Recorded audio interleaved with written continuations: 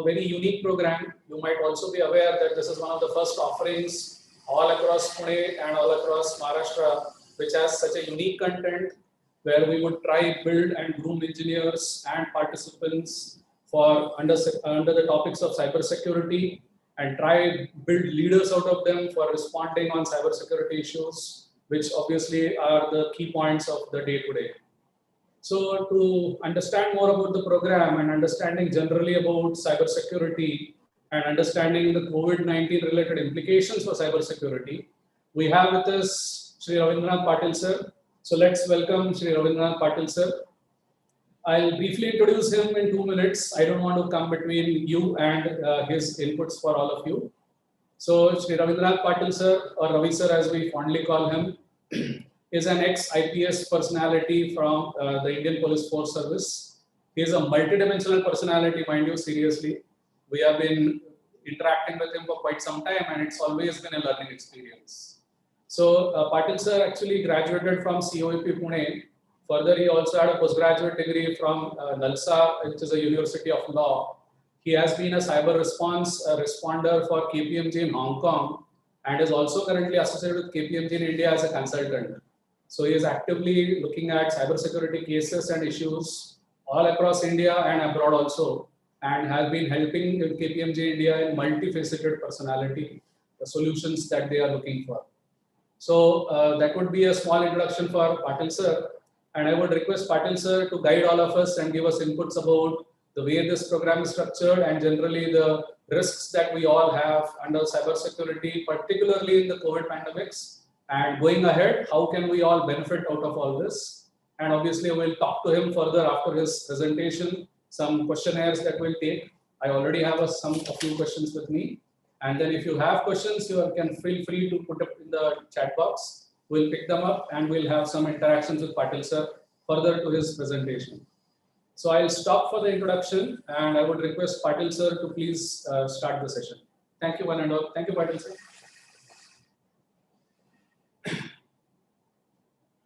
Yes, over to you, Patil sir. Good afternoon, everyone. Hope all of you are safe and fine. We are living in a difficult time in the pandemic. When we were expecting that after the COVID first wave subsided, everything was all right. The second wave hit us hard. And as the second wave is subsiding, everyone is talking about the third wave. I recall that on 24th of January 2020, I was sitting at the Hong Kong airport waiting for my flight. India wasn't affected. I was longing to return back to India wearing mask, helmet, hand gloves, following the social distancing norms. But unfortunately, by the time I landed and I was about to plan some merrymaking activities with my friends, India was already affected. We have learned a lot, and cybersecurity is a great learning because COVID has been probably the biggest disruptor as far as businesses, education, and the way we interact with each other. Right now, we are connecting through a web conference platform, a social media platform, or YouTube Live. This is also a learning, an accelerator on account of COVID. Without wasting much time, I would like to take you through my short presentation.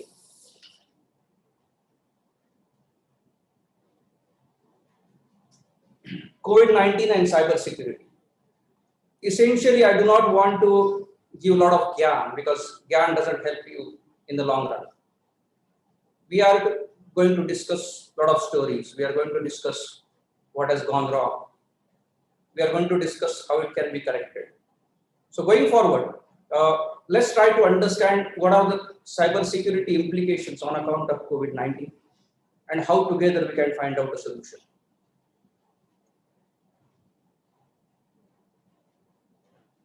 I do not have a much loaded agenda. I'll probably start with a context. The context to enable you probably get involved more in the presentation. I'll also be discussing the cyber risks, but not as a theory. We'll be discussing stories. And if given an opportunity, I would like to run a ransomware in an inert environment. Let's see how the attack takes place. We'll probably try to understand what are the key questions in the minds of business persons, individuals, to prevent cyber attacks. I'm mindful of the time constraints, that's why I'm going to focus more on what is the way forward for individuals.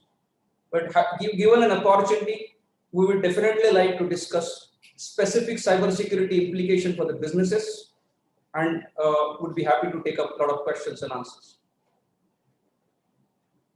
Setting the context. Just don't look at the jazzy screen that I have put forth, the Interpol warning on the COVID-19. Let's understand what is in store for India as a whole. India has the highest number of IT professionals. We boast of exporting the largest pool of software engineers. But when it comes to cybersecurity, where are we? Let's understand based upon the realistic scenario. This is the timeline. What happened in last 1.5 years? I was talking about on 24th of January, I was sitting at the Hong Kong airport. And on 27th of January, we had a first case. While I was standing in the queue at the airport, and everyone coming from Hong Kong, China, East Asia region was being screened. Unfortunately, the virus came through Dubai route. While government expected virus to come from either Delhi or Mumbai routes, it actually landed first in Kerala. The first case that we found was in Thrissur. And from that day till 18th of September, there was an increased map. And we have seen a peak in September, officially recorded on 18th September. And slowly it subsided. And when we felt that, oh, everything is all right. Now we have almost conquered COVID. It hit us hard with the second wave. Why are we talking all this? What's the context for today's discussion? Because I have seen a great correlation between a human virus and a computer virus. And that's why we are here. A great day.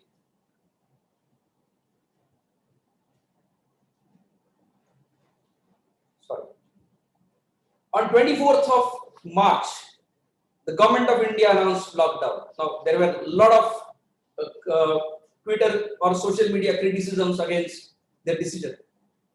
Now, as we look back, we really lament why didn't government announce a similar lockdown during the second COVID wave. So first lockdown, although it was a very difficult decision, probably helped us in containing the COVID. And what were the learnings during that? It started a new era. Probably in last 2 decades, it was the biggest disruptive change, I would say. We started working from home. We became used to remote working as arrangements. We are now used to the web conferencing facilities, the way we have connected each other right now. Companies were earlier insisting that company laptop should be used. Now we have started bring your own devices. We started using the services like cloud services, the outsourced service providers. All this is amazing when it comes to business continuity. All this was great when it comes to adapting by businesses, organizations, students, parents, universities to a new environment. But what it resulted into was this. It created huge control weaknesses. Because for us, the priority was running businesses. The priority was continuity of activities. And the priority wasn't cybersecurity. It resulted into a huge attack infrastructure. And the outcome is in front of us. Let's see the manifestation of this. What happened? Oh, sorry. My bad. Yeah. What's the manifestation? Economic Times report by Checkpoint, India sees more than 8 times jump in cyber attacks on mobile devices. That's very interesting. We're getting a lot of phishing calls, malicious links, WhatsApp links.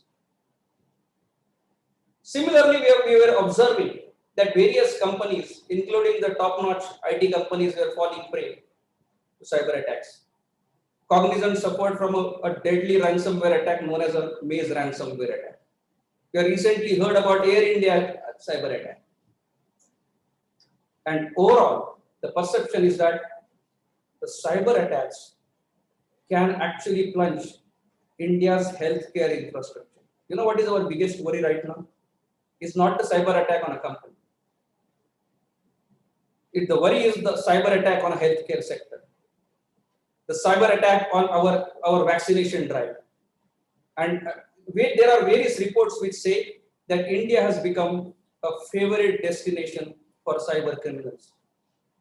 Some of the very interesting reports that I have captured on this particular screen. Microsoft report says that after the first case in India, that is on 27th of January 2020, between 2 months, say from 2nd February 2020 till 2nd of May 2020, India has seen 9,000 different coronavirus-themed cyber attacks. That's the Microsoft report. So we have been seeing this disruptive change, and I'm sure this this disruption was actually accentuated during the second wave. Let's understand the risk. Let's understand how the businesses are getting affected. And it's good to hear the other stories. Yuddhasya katha ramya. In cybersecurity, it is always good to learn from others' mistakes. It is a costly experience to learn from our own mistakes.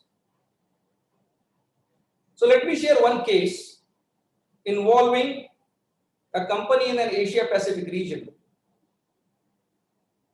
This was a global supply chain having an office in Asia Pacific country. During COVID pandemic, on a Friday evening, the company suffered from the website defacement attack or website application compromise attack. The attack happened on Friday evening on a B2B business to business infrastructure, which resulted into disruption of their supply chain across the globe. When we started analyzing the attack, what was the learning point? Learning is of two types. One, how the attack was carried out. And two, what are the learnings from it? What has gone wrong? So if you see on the right side, in the block, I have captured the IT infrastructure of the company. Let me just use the cursor. This is the firewall that I have depicted. This is the business to business web server of the IT company. And it was connected with the internal company network. And every external traffic was being routed through the load balancer server, which is also called as a reverse proxy server. Unfortunately, there was a vulnerability. And this vulnerability was known as Apache Struts vulnerability. On 13th March 2020, that is on Friday evening, the attacker carried out a targeted cyber attack, exploiting this specific vulnerability. You know what is more interesting for us? That attacker was using one IP address to exploit the vulnerability. And after it was exploited, the attacker was using another IP address for exfiltrating the data, for getting access, unauthorized access to the confidential information of the client. And that is a typical modus operandi used by the attacker to bypass the security operations center. They exactly know how the cybersecurity experts are thinking. And that's the reason this particular attack modus operandi was used by the attacker. What are the learnings? First, there was an insufficient retention of logs. If the reverse proxy, which is giving access to the web server, is maintaining logs only for 30 days, and if we see from day one, there is an attempt to do an unauthorized access. It is impossible to find out when exactly the attack started. So it is impossible to find out the timeline of attack. This is the commonest problem that we are facing across the country, across the nation states, across the organizations. Your system, my system, same problem. The operating system is old. The patches are not getting updated. Antivirus patches are not getting updated. Similarly, there was a known vulnerability in the Apache web server. It was not getting updated. Well, I wouldn't be worried with this trend. My worry is something else. Let me come to the next point. Attack happened on Friday evening. There were 4 different types of viruses used by the attacker. 3 went undetected because the patches were not updated. 4th one was detected by the antivirus. There was an alert raised by the antivirus software in an automated email system. Unfortunately, the mail was received on Friday evening and response came on Monday. This is what happens when we start working in an agile working environment. Everybody is working remotely. Can you imagine the kind of damage an attacker can cause if he's given access almost for 48 hours? That results into unauthorized access, data exfiltration. So this was one case. Let me share with you another case which is exactly opposite. In this case, attack was minor, but damage was major. Let me share with you another case when this attack was big, damage was limited because they did something right, and that's what all of us should do. Another large restaurant chain in the Asia Pacific region. Many times I used to go for having pizza in that restaurant chain, and then I ended up doing the investigation for that. It all started again on Friday evening during the COVID time, out of India, in one of the most developed countries in Asia. The antivirus server started malfunctioning. There was an alert. Somebody was present on Friday evening. Within an hour, they realized that several servers are getting affected. Several endpoints are getting affected. And by that time, they had confirmed that it was not a normal attack, it was a ransomware attack. But they had done something very interesting. They knew that they were working in agile arrangements. So they had a prior contracting with the forensic investigator. The contract was of 24/7 support. They invoked that contract at 12:30 a.m. early Saturday morning. And within 3 hours, in difficult circumstances, the cyber response team reached the spot. They located an active, it took almost 3.5 hours, 4 hours, early Saturday morning. By 8 o'clock, the propagation of ransomware was stopped. Now, this is too technical? Yes. But I'm going to show you today in a video how the propagation of ransomware was stopped. It was stopped in a very, very rudimentary 18th century technique, but it worked. And 8:30, just compare between 12:30 to 8:30, within 8 hours, despite a dreaded ransomware attack known as a deal ransomware attack, for which there is no decryption key available right now. If the data gets encrypted, there is no way that a forensic investigator can decrypt it. The only way is probably to negotiate with the attackers, and there is no known case that an attacker, despite paying ransom, the data has been decrypted. Without wasting much time, let's first understand the attack infrastructure. This was the client network. There were 2 antivirus servers. You can imagine one probably is for Pizza Hut, the second is probably of KFC. I'm just giving an example for understanding purpose. These are different servers. Point of sale transaction server is an Active Directory cloud server. What the attacker did? Attacker was continuously getting unauthorized access to the antivirus server between March to July 2020. Can you imagine 3.5 months continuously an attempt to wrongful access is happening on a very, very critical server? It is getting undetected. You know why? Because all of us are working remotely. Nobody is sitting in office. For us, health is more important. What has happened? On 28th of May, the attacker is using the antivirus server to get a remote desktop connection to the Active Directory server. This is the server is like your heart. It controls the administrative access of any infrastructure. So attackers finally reached the heart on 28th of May. On the same day, attacker dumped various hacking tools through a Russian IP address. Now, IP address is not important. Russia is our friendly nation, so it is just a coincidence, we can say. But interesting thing, that attacker took almost 2 months from 28th May till 10th of July to carry out the ransomware attack. They had an access to the entire system from 28th May till 10th July. You know what? And that's the learning during COVID-19. It's this. Oh, sorry. It's this. So this is the activity number 5. There is some activity number 4 which happened in between. The attackers were using a software known as AnyDesk for getting remote access to this another antivirus server. And through this server, they were extracting confidential information across their network and passing on.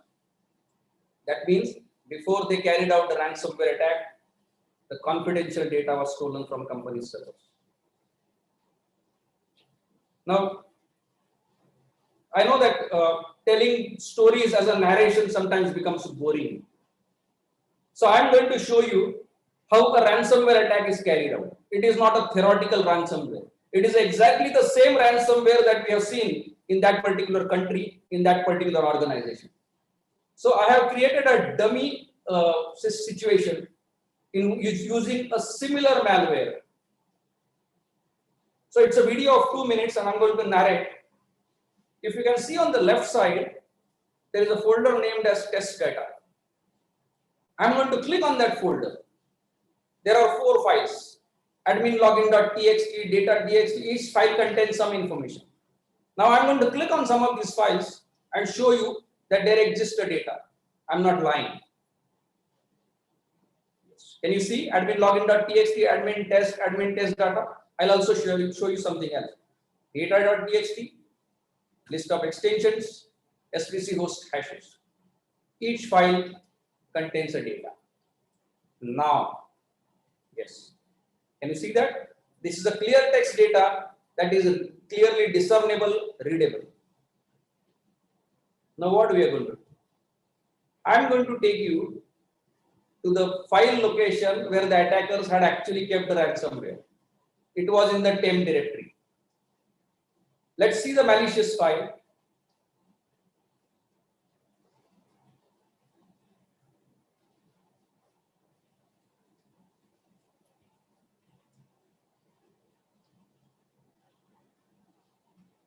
So it's a Windows temp directory, if you could see at the top. I'll just take a pause over here.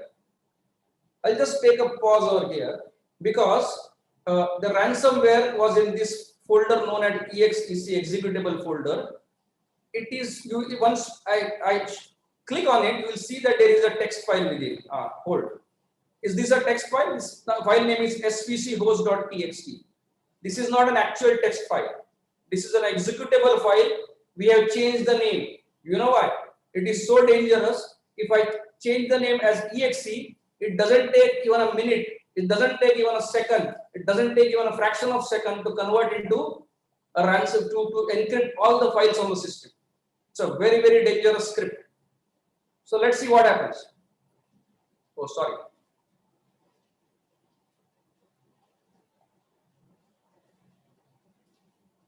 Yeah. Let's see. Now I'm changing the extension from txt to exe.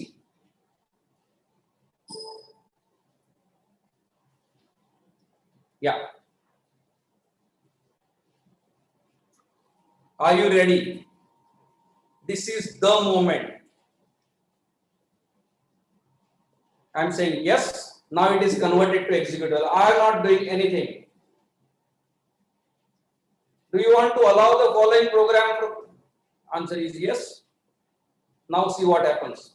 There is a pop-up window behind all this. Can you see the pop-up window? I'm going to show you the full.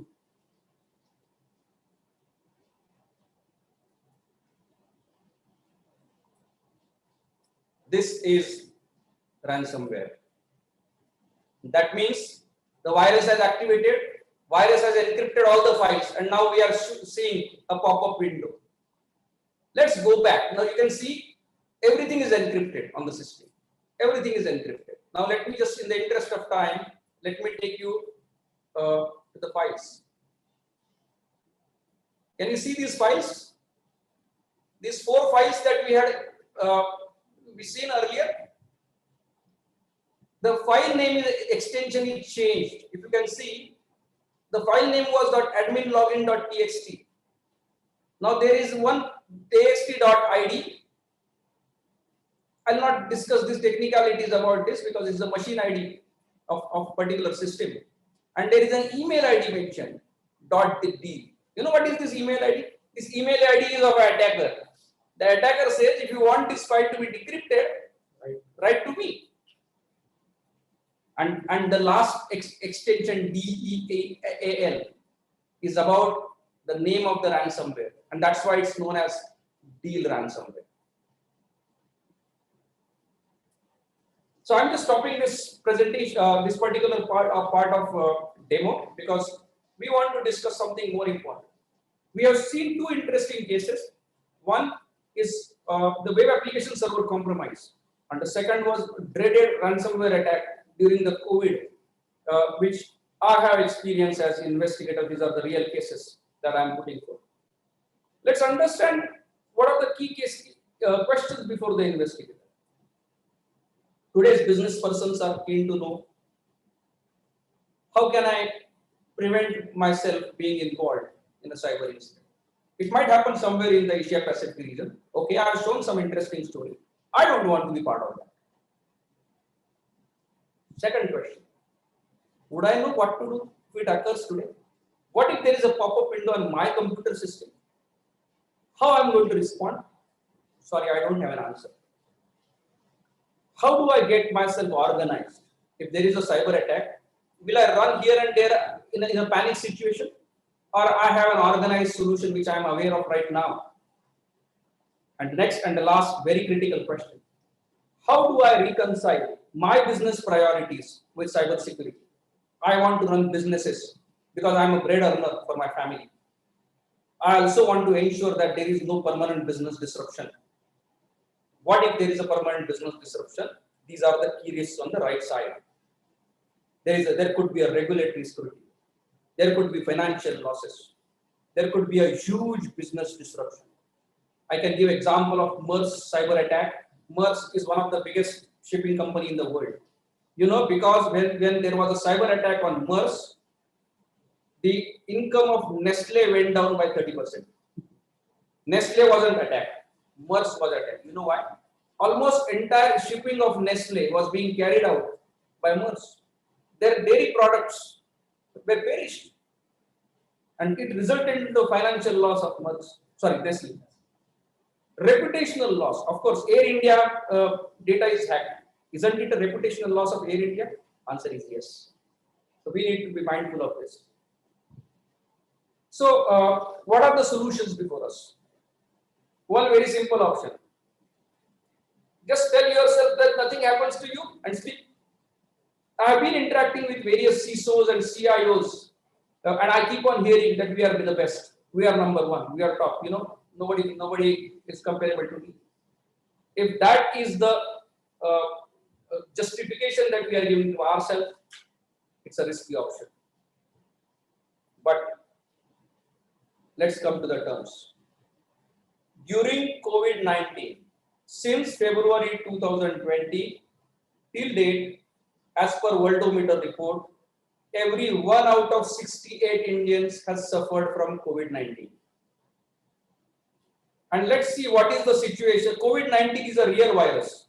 Now let's understand the situation of a computer virus. The data from the week says every 7 out of 10 Indian companies saw an increase in cyber attacks. Almost each one of us has received more phishing emails, more phishing calls, more malicious SMS links than ever. So, unfortunately, there is no vaccine available for this. The only vaccine is to protect yourself, to be more aware, to be more proactive. So, we are coming to the difficult but secure options. I'm just trying to apply the management principles to cybersecurity. Stephen Covey's first principle is very critical according to me. Be proactive. Don't be reactive. Don't ever be part of any cyber incident.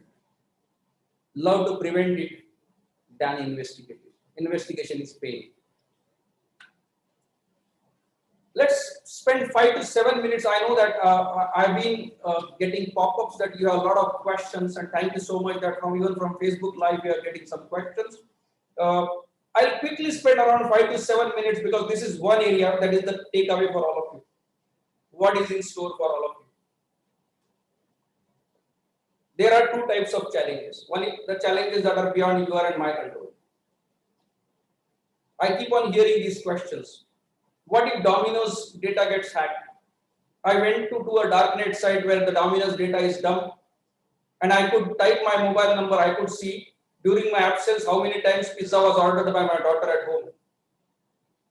But that's a gain for me. But you know what is the loss? Even my credit card details are there in the public domain. I'm an Air India customer, I'm a frequent flyer, and my entire data is in public domain. I'm receiving email from Air India, but I'm not getting the right answer in the question. The entire LinkedIn data. I wasn't very active on LinkedIn, but I've seen the clear text passwords of thousands of people, many dignitaries are there in the public domain. Yahoo data was hacked. The data is being dumped on the darknet, and we are getting to know after 6 months, 8 months. By that time, probably our data gets stolen. But these are challenges beyond our control. What we are discussing today are the challenges in your and my control. Let's see. What are the challenges within your control? What if you receive a COVID-19 suspected email, which is a phishing email, containing a malicious link, containing a malicious download link, a mail which is automatically getting in the spam folder, you are tempted to click on it. What if your fake Facebook profile is created? A week ago, even my Facebook profile was created. Then I realized that I hadn't logged the profile. But a week ago, one of my friends' Facebook profile was replicated. It's happening with all of us. Is there a solution? Answer is yes, we'll be discussing. What if I receive an SMS with malicious link? What if I'm receiving emails, please donate for COVID-19 without verification? What if someone calls me and says that, okay, I'm sending you QR code, can you just scan? And then I realize that my bank account is hacked. These are the challenges within your and my control. And let's see.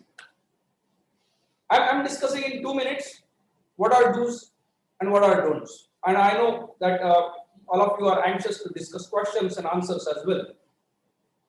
Many of these things are quite self-explanatory, and I would love if you would like to just take a screenshot and keep it with you. Naturally, we talk about password.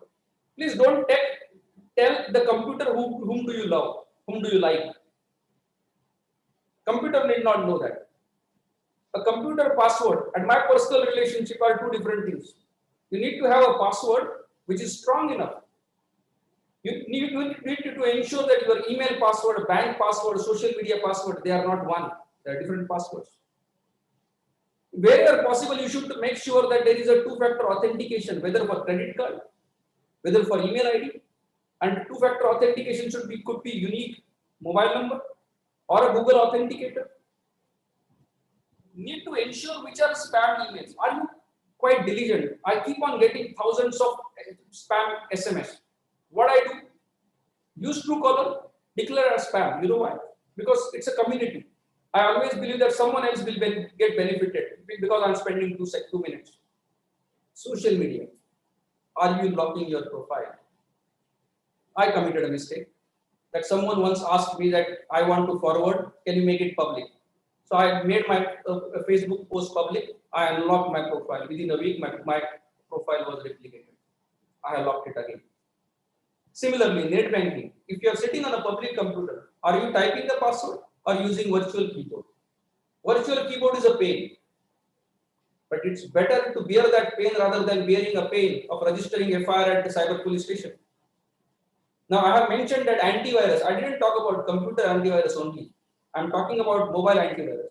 Please ask yourself, my dear friends, how many of you are having a mobile antivirus on your on your mobile phone?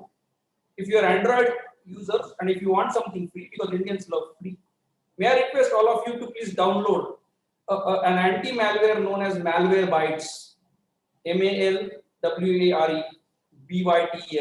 Just do a Google search on you can go to Google Play Store and download it. And don'ts, very simple don'ts. Please don't respond to phishing calls. Nobody is going to give you free things. Nobody is going to threaten you. Don't worry. Indians are quite well in using pandemic as an opportunity because there have been, if you do a Google search, I was sitting outside India, the way we call some fraud as Nigerian fraud, I was taken aback that outsiders call this as an Indian fraud. I was ashamed, I was shocked, but there is a belief that there are a lot of BPOs were involved in an organized way in conducting this particular fraudulent activity. In the interest of time, I believe that we have covered a lot. These do's and don'ts I have covered directly or indirectly, and of course we'll be having around 15 to 20 minutes at this moment, around 15 minutes. So why not spend 15 minutes in discussions and question answers?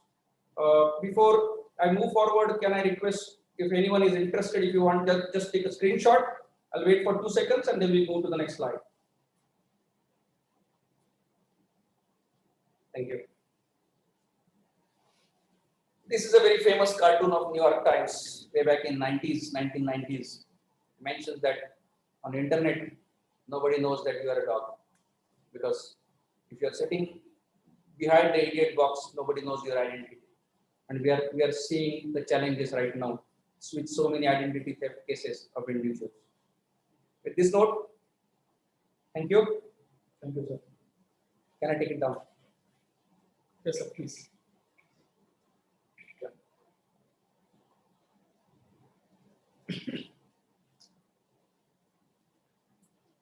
Thank you, sir. Thank you so much. I think, as we all understand, this is just the tip of the iceberg.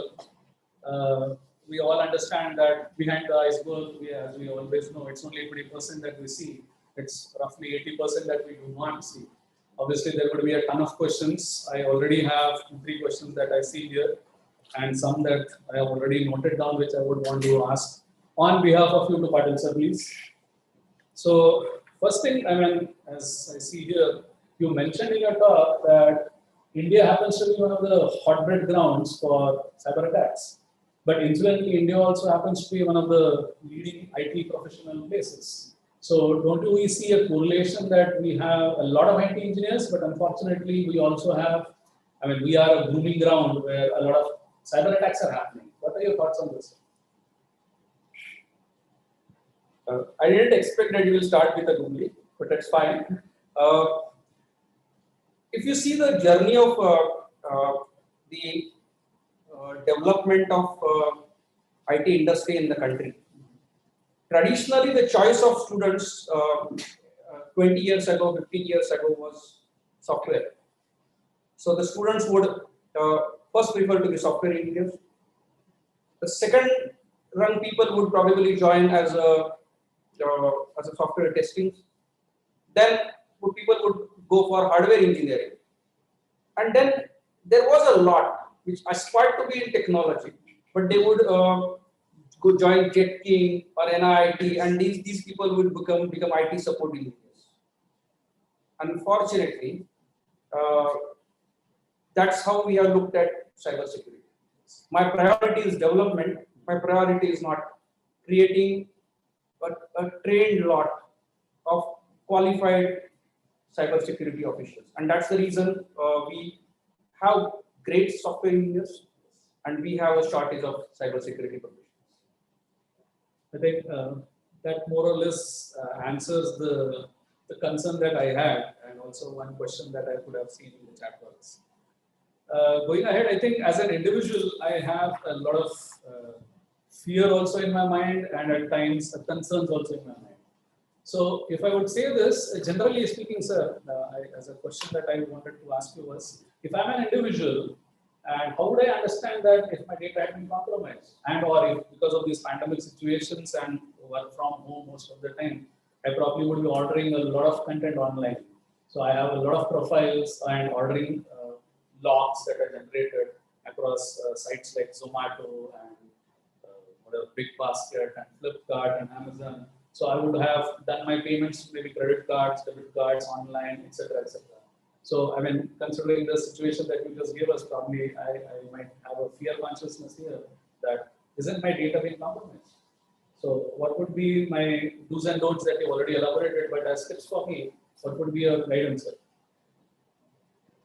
Well, my first suggestion would be don't run away from internet.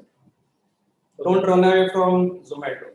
Okay. I'm a fan of these technologies and continue with that. Because I recall my conversation with the Chief Justice of Rajasthan High Court a few years ago, Justice Sinha. And Justice Sinha had mentioned that when industrial revolution happened, we solved many problems and we created a few problems. And we lived with those problems. And when technology came in picture, we solved many problems. We created a few problems. And probably we'll live with those problems for generations. So cybersecurity is one of the problems that we might want to live with. But that's fine. But I'm saying that I would give you two tips to be cyber safe on the system. One is that, as I mentioned, that there are a few things beyond your my control. Zomato gets hacked. It was hacked a few days ago. LinkedIn gets hacked. But can I live in perpetual fear? No, it's not possible. So there's a Sanskrit saying, "Sanshayatma vinashyati." So let's not be in that perpetual suspicion that something is going wrong with you. So leave aside that suspicion. That's first suggestion. Second, follow the right processes. I'll just give example. How many of you use credit cards on during the transactions, and how many of you use UPI or other payment options like Alipay, WeChat Pay? Sorry, I'm giving examples of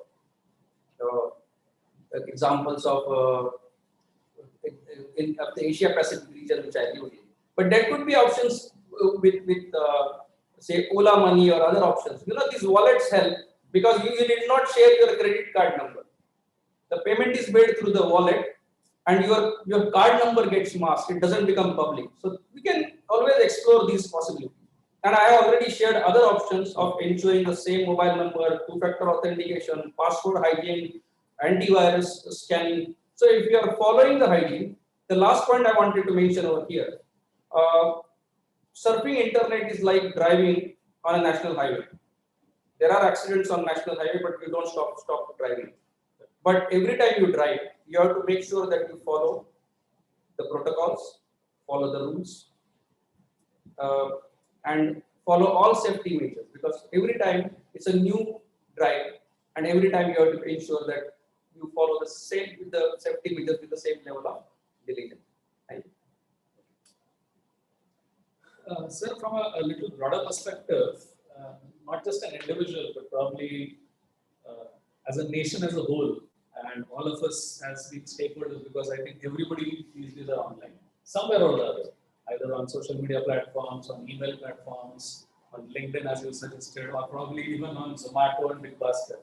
So generically, would you have some key pointers that you would want to suggest about do's and don'ts on these platforms so that we at least are a little safer, at least for the namesake, if I would say, that we are a little safer than what we were otherwise presuming ourselves to be safe?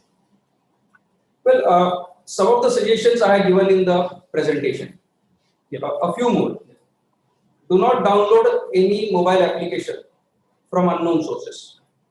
I often receive messages that on my email that download Zomato. This is a fake Zomato app. So it is possible that attacker is enticing you to download that APK file on Android, but it is not the same file. So you will end up typing your password. So always download from authentic sources. That's one. Secondly, if you ensure that for all these platforms, that your password is not the same as you use for email and bank account, even if that gets hacked, your bank account is secure. Your financial data is secure. And the third thing, for accessing these accounts as well, maintain some hygiene. You should have specific mobile number, specific system. These days, almost everyone has his or her own laptop systems. So follow those protocols, follow those hygienes. The things will be. You can always expect that you'll be by and large secure. So I think bottom line there at that point answer would be is we have to be a little more hygiene specific, even being online, not just washing hands and wearing masks, but also while we are online, we should be a little more Absolutely, sure. So we'll take one of the questions that we have that has come up in the chat box by Mr. Jayant. He is asking about the recent two cyber attacks that had been coming up in the United States of America, especially on the Colonial Pipeline, which was related to a fuel station and pipeline, and JBS, which was a meat supply chain. So this affected day-to-day life, yes, because everything is interlinked, as sir also given an example of Maersk Line and Nestle being affected out of this. So what would be your perceptions about the reason why this attack came up, and probably how would they have thought about getting a solution to it? I know we have been looking at solving that problem, but generally asking a query from a participant. Yes, please. So the question is about two major cyber attacks in the US, and so if you ask me, there is a new paradigm in any such attacks on critical infrastructure of companies.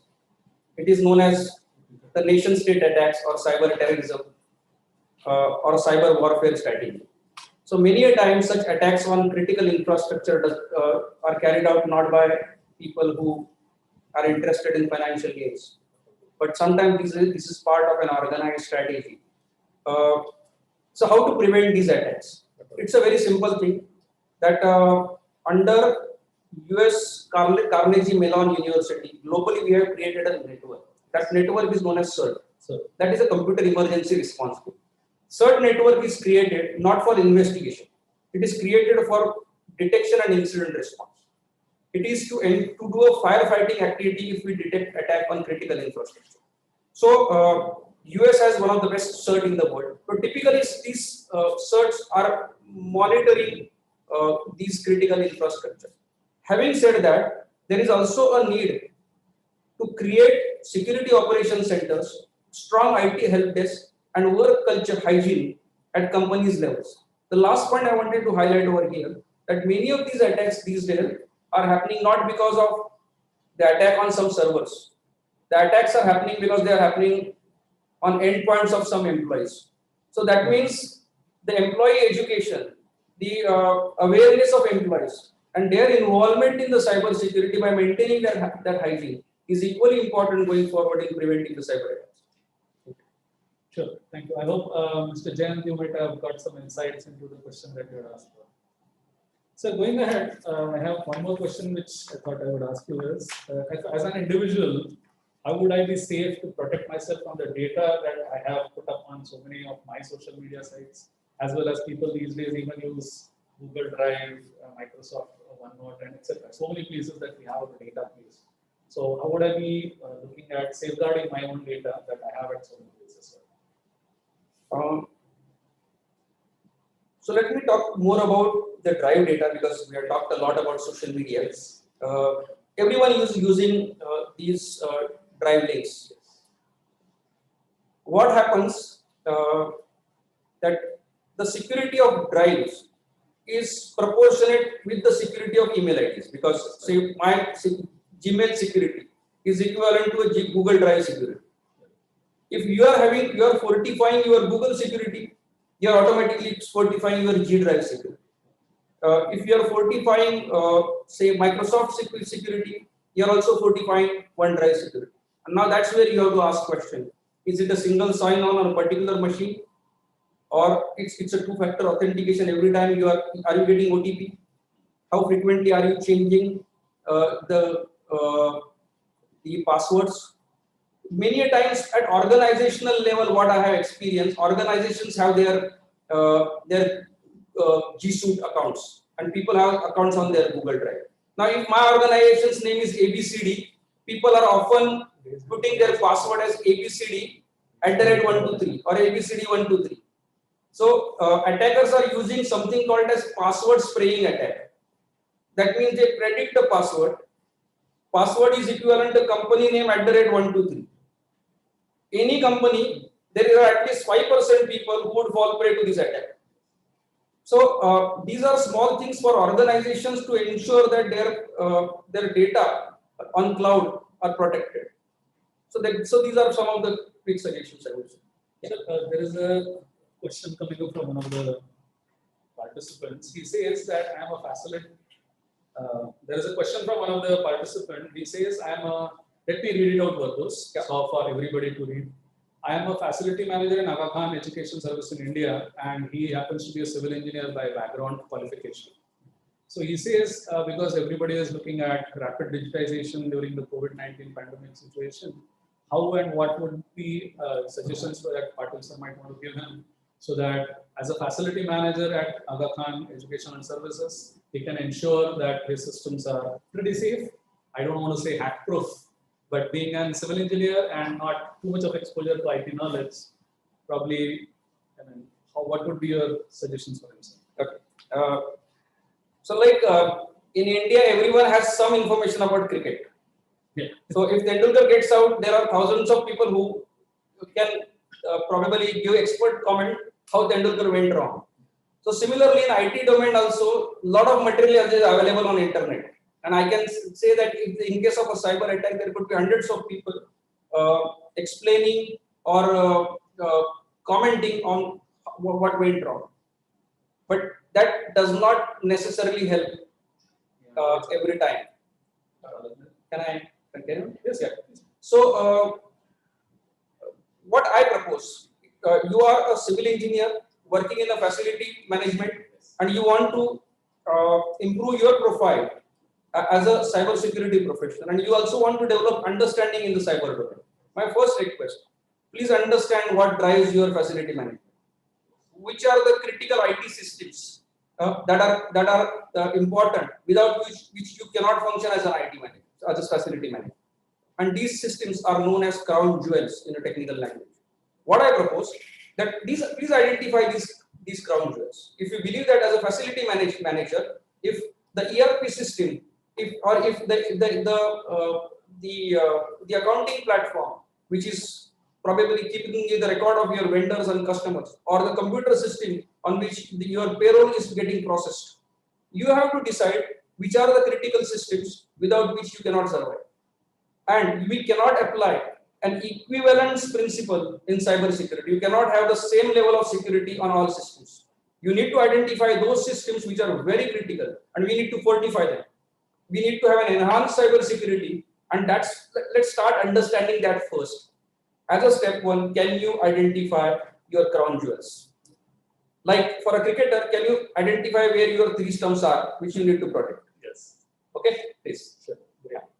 So probably that also brings us to the point that this also highlights why there is a lack of understanding on cybersecurity, as well as why is it so imperative that all of us understand and even take cognizance that cybersecurity is a force that we cannot be shooing away, but probably we should be accepting with open hands. So I had a general question which one of the participants is asking is this cybersecurity postgraduate program that you're running going to be an in-person program or an online program?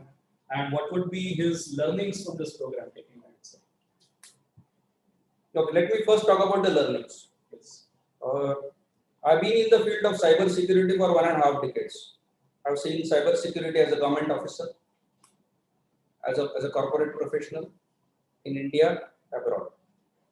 Uh, I work with one of the finest Indians who are creating wonders across different industries in the cybersecurity domain. What I have noted that majority of programs in the country are task level programs which are concentrating on creating junior level employees.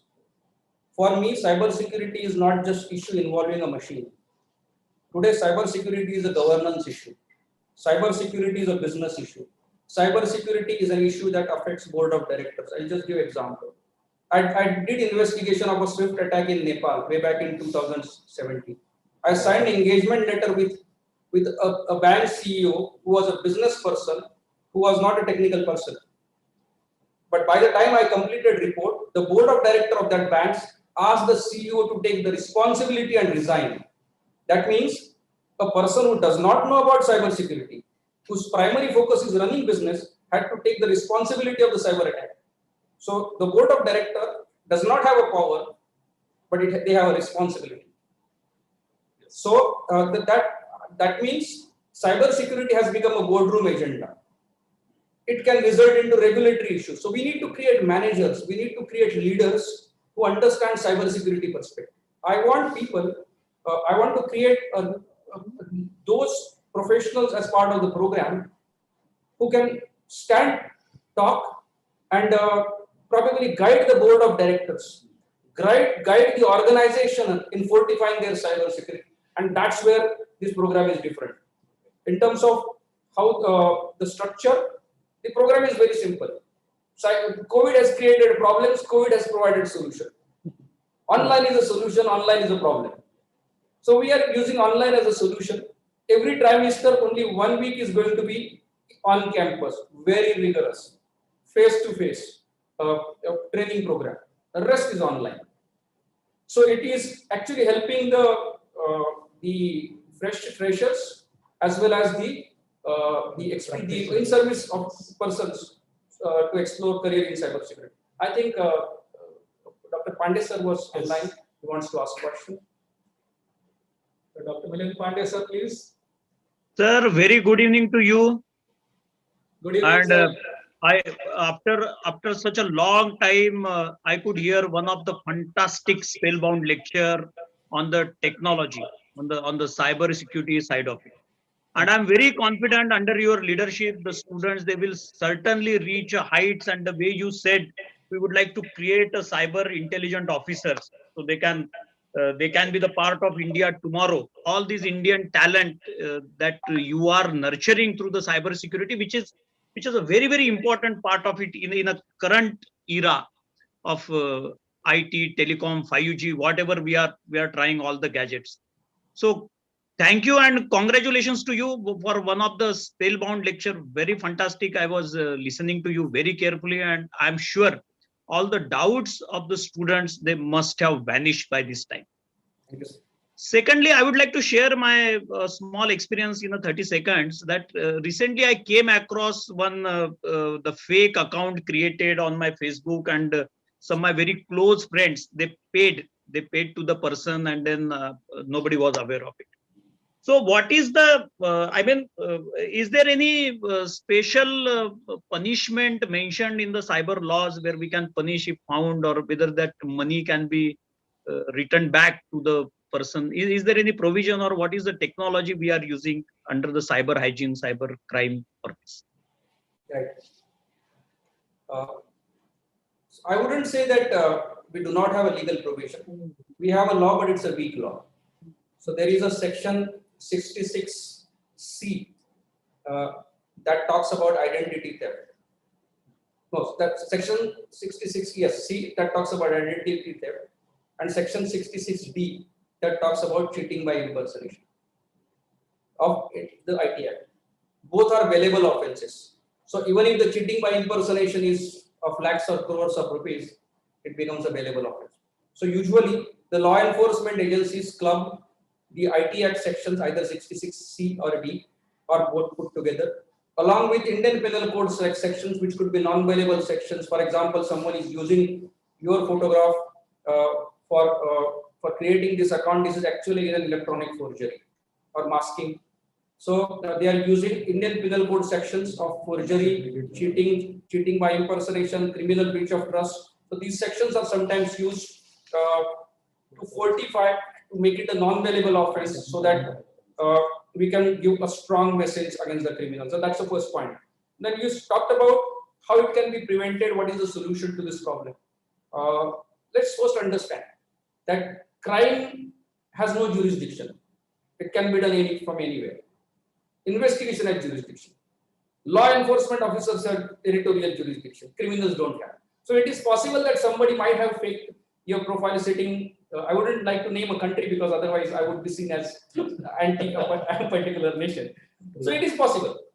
But if I want to investigate, it is difficult to go there and carry out the investigation, because international law is the law between the nation and not the law about the nation. Second problem, that the criminals are these days indulging in subcritical frauds. Means what? Suppose if someone fakes your profile and asks for just 3,000 rupees and not 20,000 rupees, and the person is found to be in Orissa, the cost of going to Orissa is more than 3,000 rupees. So ultimately, police will say that, okay, I have to recover your 3,000, but going there will take 6,000. Ultimately, we'll decide to forego. And that's where criminals are having edge. That's these subcritical attacks are becoming difficult to investigate. So according to me, the long-term solution is not investigation. Long-term solution is a massive public awareness. Unless we improve our professional skepticism against such acts, we'll continue to face similar problems. And that's where we are. Thank you so much. I got all the answers, and I'm sure all the students, they also got the very precise and accurate answer. Thank you so much. Thank you. Over to you, Dr. Mangesh. Okay. Thank you so much, sir.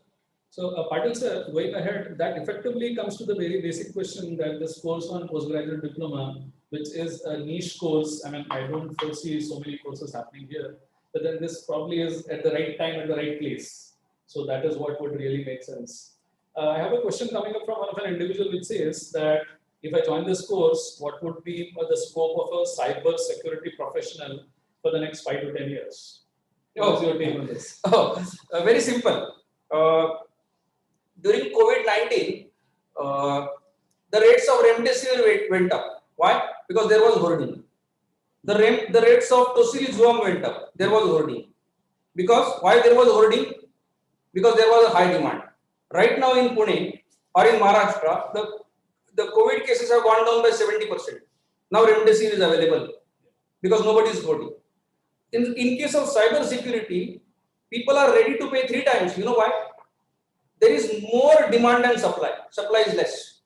And supply is less, particularly at a senior level. You are not getting replacements.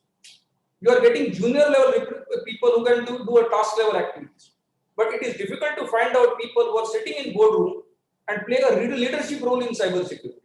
And that's where there is a huge holding. I would always call these people akin to remdesivir. Of course, it's not a great example. It's really unfortunate that people are exploiting.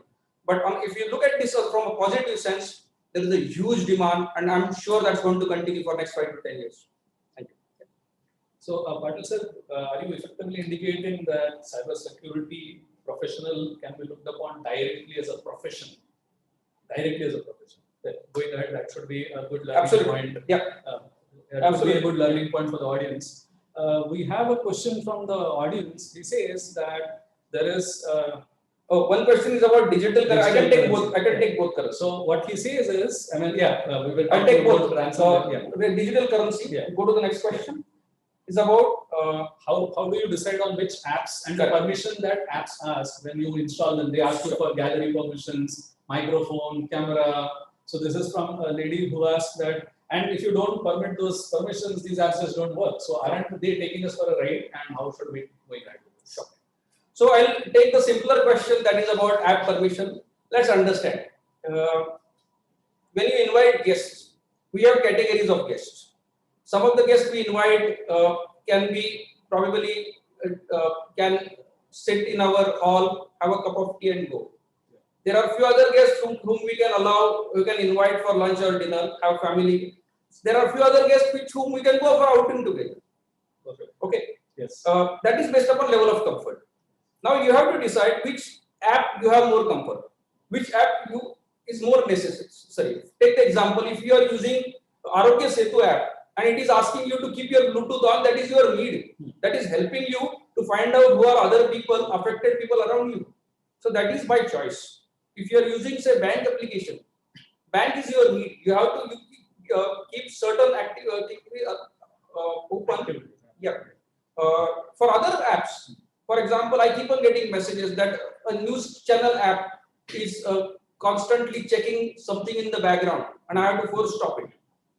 I can always suggest people to download Malwarebytes. There is an option of doing a security audit. Do that security audit, you will be aghast. You will be shocked as to how many applications are checking your camera, checking your gallery, checking your videos, getting critical data, and you can always stop it at the back end. You can use the same app to stop some of the functions from them even after the app is downloaded. That's where we are. Now, second question is about cryptocurrency. Very dear to my heart because I always believe that cryptocurrency is a revolution, and India being at the forefront of software development, you would be surprised to know there are so many blockchain companies across the globe who are hiring Indian professionals as software professionals. But the government is failing to understand that the blockchain industry cannot survive without tokenization. Unfortunately, I'm making this statement very responsibly, that our regulators, including the Reserve Bank of India, are thinking like an 18th century organization. Imagine the top 10 countries in the world: United States, United Kingdom, Singapore, Germany, say Switzerland, France, Hong Kong. All these countries are actively supporting crypto industry. When I went to Hong Kong, the first email I received, would you like to take your salary in Hong Kong dollars or Bitcoin? Wow. I committed a mistake by not taking the salary in Bitcoin. I would have been a billionaire. Sorry, not billionaire, millionaire, definitely. But this is how the world is looking at cryptocurrency. We are unnecessarily considering this as a challenge, and we are increasing the challenge. I believe that crypto, if we regulate, again, this is another problem of technology which needs to be managed, and we cannot run away from the problem. So that's my closing remark. Yes, please.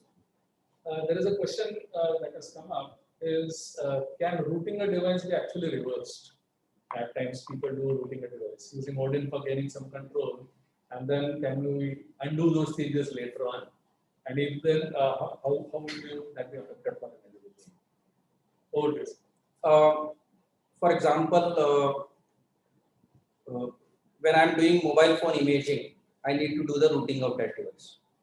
Okay, it is done temporarily for carrying out forensic imaging activities, and then I reverse it. So it's sometimes done at the software level, right? So if I understand that question correctly, and it is always possible that when we are talking about routing, if it's a case of a virus attack or somebody getting a root access of doing this. Now, is it possible that I can know it? That is again we require a forensic support. That's where we probably require a higher level of intelligence, not just an antivirus support, because if someone gets a root access, that sometimes it is possible to bypass antivirus.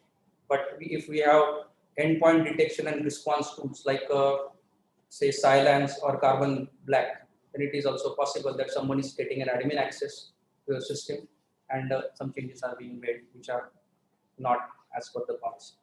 But to give my answer is that yes, it can be used. Okay, great. Thank you, sir. We have a question coming up in the chat box which says, sir, this is particularly explicitly for you, Patil sir. How can one start his career in cybersecurity? That probably is the ground footing that we are generally talking about. Over to you, sir. I would say that cybersecurity is like an ocean. Nobody can claim that one knows everything in cybersecurity. I have never claimed. I'm a student of cybersecurity. Learn every day. And in cybersecurity, there are 4 important compartments. One is cybersecurity and governance. Second is cyber transformation. Third is cyber defense, which is BAPT. What the one friend talked about, routing and all that is part of cyber defense. And fourth is cyber response. Over a period of time, I started my career as a cyber response specialist. Then I continued with cyber response and also concentrated on cyber security and governance. So it depends upon the choices that you can make. You can always say that I'm going to only stick to this. It's like a medical profession. You can start as an MBBS career and they decided I'm only going to be a neurosurgeon. Doesn't mean that I don't know anything about heart, but I'll leave it to someone else to know the details. So it is possible that I know only 50%, but I'm okay with that. Because I have a lot of area under my control, which I know probably better than many of the people in the world. So that's what I would suggest. So when can we start? You can start as on yesterday. You should have. Yeah. Perfect.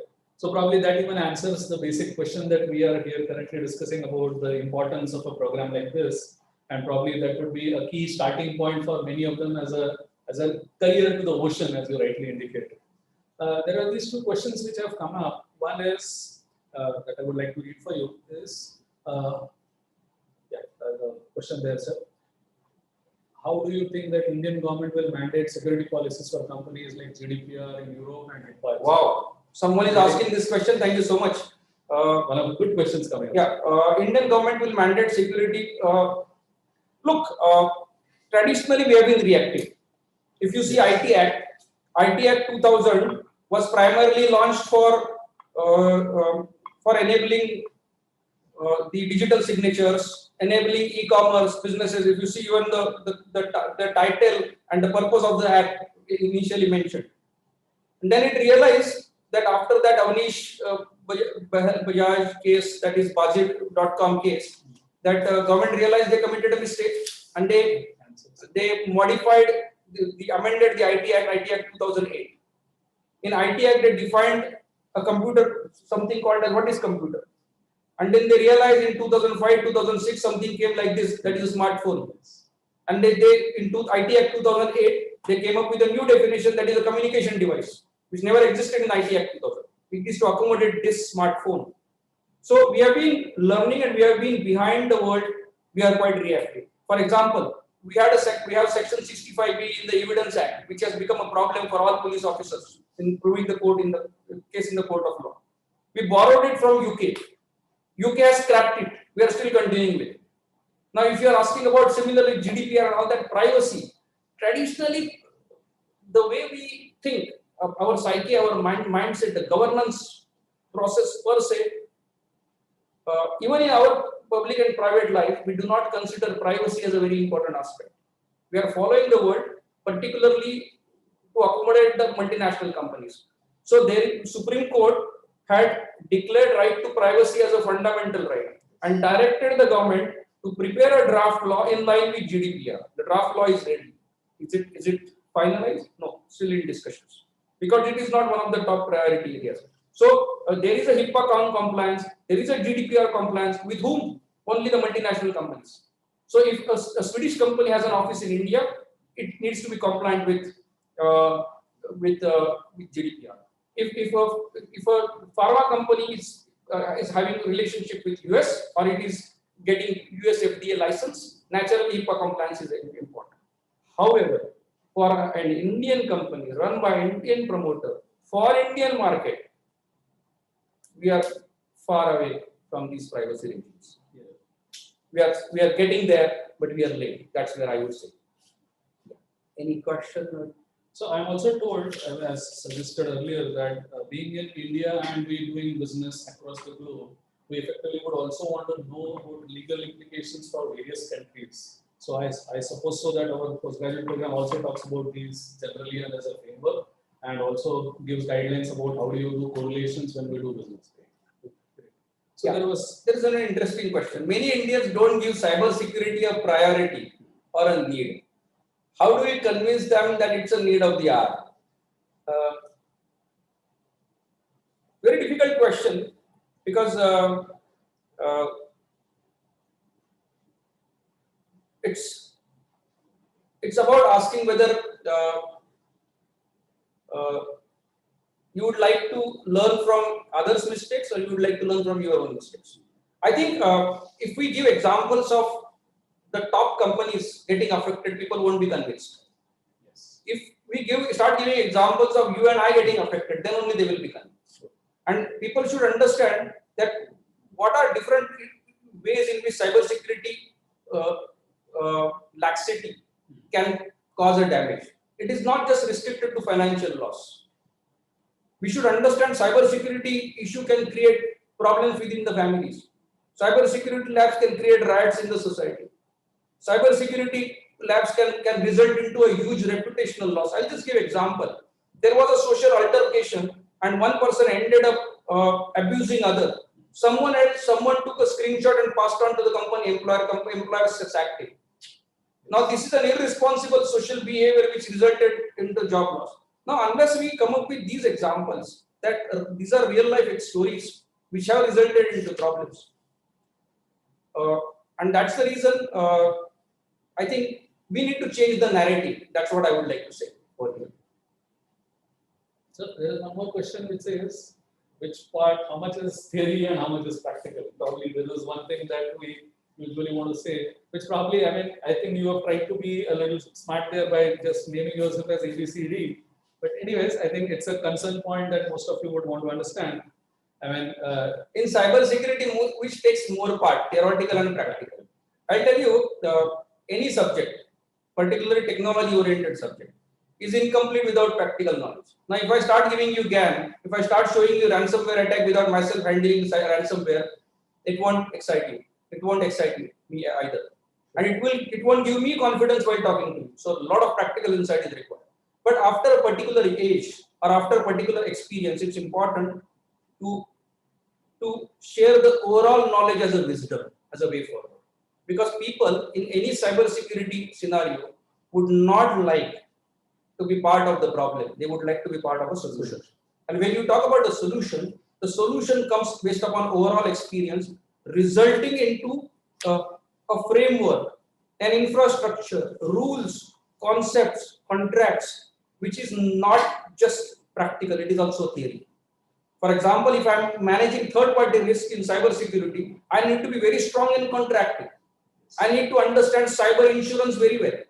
These are the things do not necessarily come from practical experience. People are mistaken that cybersecurity is just coding. Sorry, sir, mistaken. These days, a lot of cybersecurity is about risk management, business continuity planning, which requires a lot of managerial experience. So I would say, if you bypass theory in cybersecurity, you will only end up becoming the end point or the last level person in the cybersecurity practice. If you want to be a leader, you need to understand a lot of theory and framework. Yeah. So you mentioning very rightly that it's an individual who has to be so serious about things. I have a question which I would want to ask you straight is, how do I identify or detect that I have been hacked in the first place? Because as you would rightly say, that it's an individual who's going to be in trouble at the end of the day. But how do I know that I've been hacked? I mean, I would feel everything is a body picture, and then I suddenly realize that I've been hacked. Okay, this would have been a difficult question to answer 10 years ago. Now it's not, because almost all the important service providers, whether email service providers, internet service providers, other service providers, they have elaborate policies or procedures for two-factor authentications, secure dialing in, VPN access. So we know that there is a problem, but it's manageable. Yes.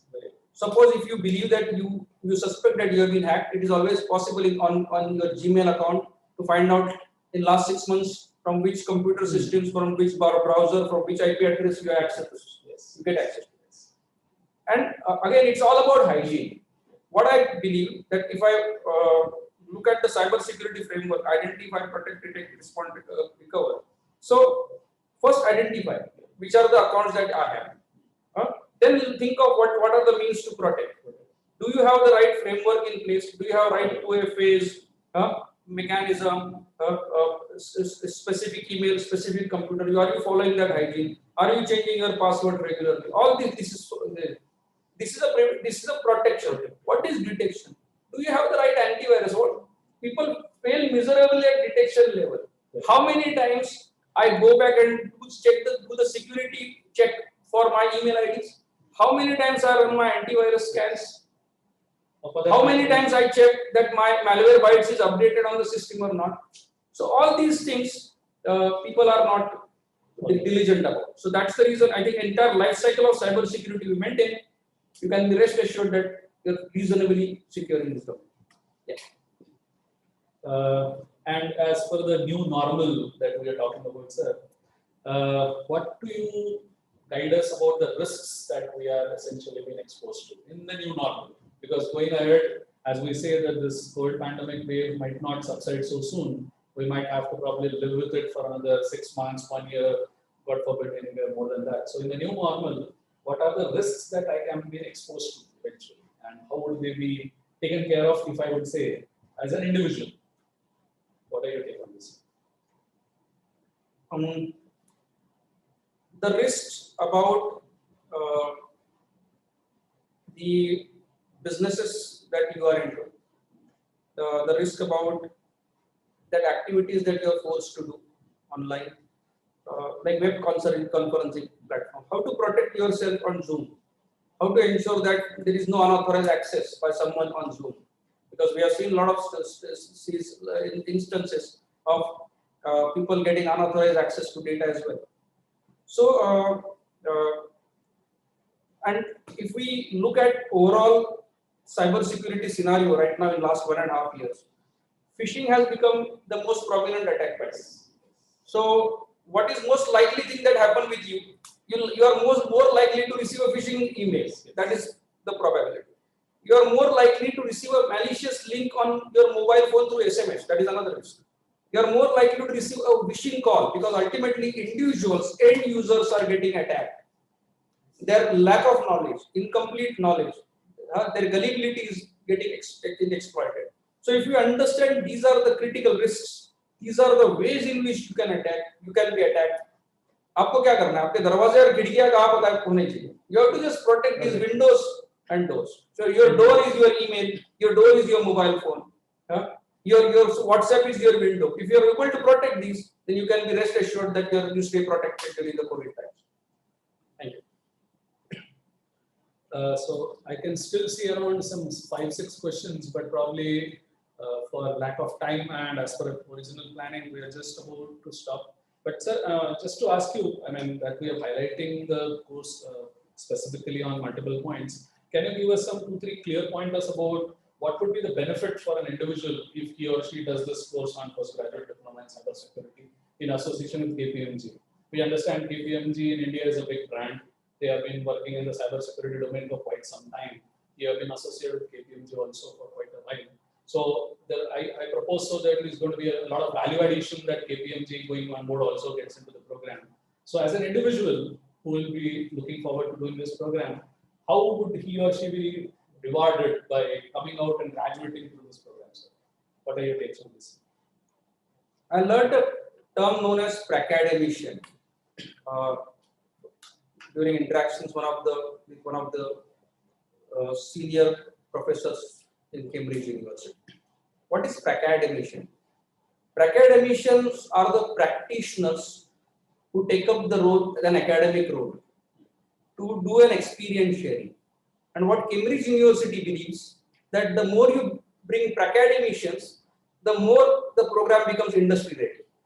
Ultimately, we are having two poles right now. Companies are hiring people. The educational institutions are training people. But once companies come for hiring, they realize that okay, this person has a learnability, but he doesn't have knowledge. So he can be groomed, but he's not ready right now. So they have to spend a lot of time in training the employee. So which might result into success or failure. That's a different story. But on that day, person is not ready. How to make the person ready? The only way if academicians and practitioners collaborate. Only when the practitioners come on board to start grooming people with real life experiences. Once they start telling how a particular thing was handled, what were the challenges, take people in that particular scenario and make them think. So that will start bringing a different perspective. That's one. Secondly, what I have noted that people may have a lot of knowledge, they don't have right skills. But when you see practitioners coming and talking, you realize that over a period of time, that practitioner has developed not only a professional skill, the practitioner has developed a soft skill as well, good presentation skill, different thinking ability. So all this, when you bring on table, the learning is not just knowledge. The learning is how I can become like him, and that's the thing I would say as a takeaway from this program. Yeah. I think that was a good insight onto all the whole domain. So for lack of point of time, probably I think we'll have to wind up, sir. So I hope we all have probably touched upon the point that cybersecurity is really critical. And to nurture this point ahead, MIT WPU, particularly the School of CET under the able guidance of Rabindranath Patil sir, has been in motion for quite some time and is ready to launch out a program, a postgraduate diploma program in cybersecurity, which is in association with KPMG. Essentially what Patil sir explicitly talks about, the para-academician concept together. So practitioners with academicians delivering content. So this is going to be something unique that he rightly mentioned as takeaways. So I hope this is going to be something that would be really helpful. So just to summarize in a minute for this, this program is a 1-year program, which is roughly into 3 trimesters, out of which a bulk of it is theory and a bulk of it is hands-on. Majority of the program is online, as sir just mentioned, with some points which obviously are more interestingly done in person than being done online, because there are restrictions to online learning, as we all know. And as he very rightly mentioned, there are boardroom agendas, there is red teaming, there is crown jewels, and critical evaluation of how do you think about when you look at a problem, or how do you look about doing a proactive analysis and then safeguarding your assets. So it is here where obviously in-person value addition would make more sense than if the system or this interactions are being done online. So this is a blended learning model as we are aware of by these days. And we understand that the COVID pandemic is still here. We are not going to risk anybody's health. So majority of the program is going to be done online. There is going to be a portal through which all the content delivery would happen, online sessions would happen, learning and all would happen. I can see a raised hand, I'll come to this in some time. So the point to understand here is this program is really going to be pretty different in shape and not like what you might have seen anywhere. So it's going to be a real value add as per how we want it to be. And I hope if anybody of you are interested, probably by today day end, as on per your registered email address, we would be happy to send you an email regarding the syllabus content that you would want. The whole content of the program is what would be shown to you, delivered to you, including all the salient features of the program and what would be covered there. So this is what is a short wind-up that I wanted to talk about. In the chat box, I'm already typing my email address and it's also available on the website. If you have any more queries, you can see in the chat box. You can see the chat box for my mail address. In case you have any more queries, you can feel free to drop in an email to me. We would be happy to reply to you. As well as if you need any more salient features and specific brochures of the program, we would be happy to share it with you. And then take a call whether you want to do this program and be a wise security professional and get more exposed to cybersecurity, because as sir very rightly mentioned, preventive and prevention is the very basic key here.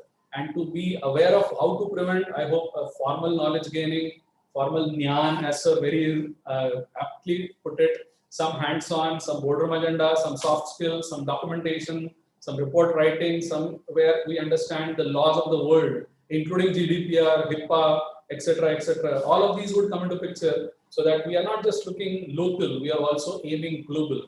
We are not looking only at task level, which is a part of the story. We are also looking at building leaders and managers who can actually practice this in their organizations. And also if you are a fresher and aiming to look at cybersecurity as a profession and a career, Patil sir just indicated that going ahead at least 5 or 10 years, we do not foresee that there is any dip in the demand of cybersecurity professionals.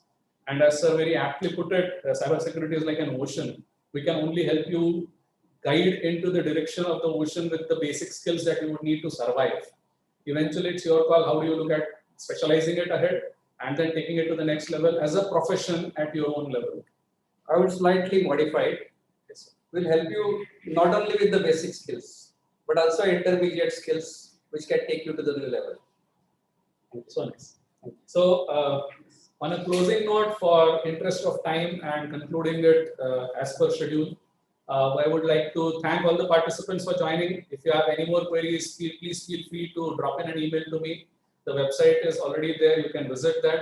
The brochure would be emailed to your registered mail addresses. And more importantly, I would like to thank Ravindra Patil sir to spend his time with us, helping us formulate this program very correctly, keeping it to the notch the way it is expected to happen, covering all the dimensions that a cybersecurity professional ideally would look for, because it is here where the professional would essentially decide what is it that is his liking, and then he can specialize in those particular domains. So if we have some more questions, we'll definitely be answering them in offline via email. Please keep them coming. We understand cybersecurity is a very hot topic, and everything being online and everybody studying, working online, this is a never-ending story. There are so many queries that everybody might have in mind. So this program probably would be able to answer many of them, if not all of them. And the program definitely will cover all of these, at least in the starter point, and as rightly added to it, till an intermediate level also. Specialization is up to the professional. So I think, with your permission, sir, can we call this off? Yeah. Thank you so much. Thank you all for joining. So let's close on a positive note. And as we always say in the new normal, please stay safe, stay home, keep washing your hands, maintain hygiene of your hands, as well as maintain hygiene online. That is also important, so that you are safeguarding yourself from everybody, as well as you are safeguarding your near and dear ones also. So let's close this and have a happy evening. Thank you all. See you. Bye-bye. Thank you. Thank you, sir. Thank you. Thank you, sir. Thank you so much.